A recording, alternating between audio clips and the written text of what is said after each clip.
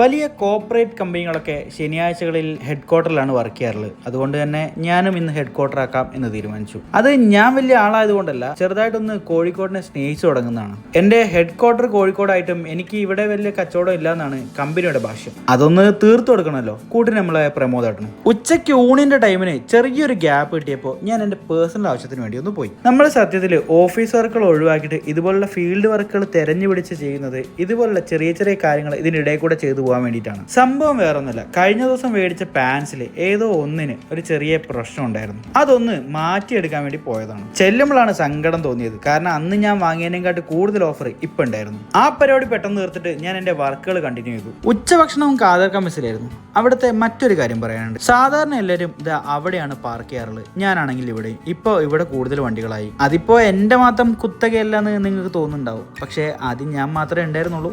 ഇപ്പോൾ കുറെ പേര് വന്നപ്പോൾ എന്റെ സ്ഥലം പോയ പോലെ തോന്നുന്നു. ഭക്ഷണമൊക്കെ കഴിഞ്ഞ് വർക്ക് കണ്ടിന്യൂ ചെയ്യുമ്പോഴാണ് ഇങ്ങനൊരു കാഴ്ച കാണുന്നത്.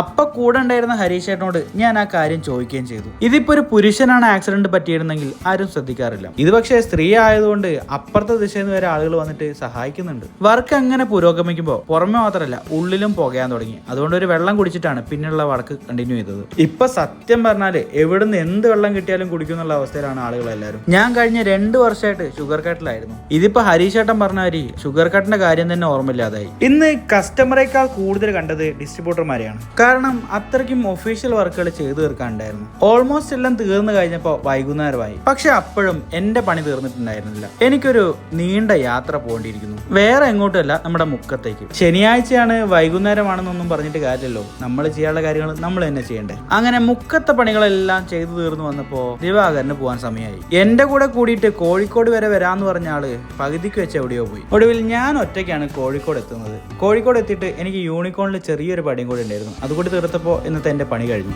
ഇന്നും ഒരു സിനിമയ്ക്ക് പോകാൻ വേണ്ടി പ്ലാൻ ചെയ്തെങ്കിലും അതും നടന്നില്ല. എങ്കിൽ പിന്നെ ഒരു ചായ കുടിച്ചിട്ട് പിരിയാമെന്ന് സിറാജ് പറഞ്ഞപ്പോൾ അതാകാമെന്ന് ഞാനും പറഞ്ഞു. അങ്ങനെ അവനോടൊപ്പം ഇന്നത്തെ ലാസ്റ്റ് സപ്പർ അടിച്ചിട്ട് ഞാൻ നേരെ വീട്ടിലേക്ക്.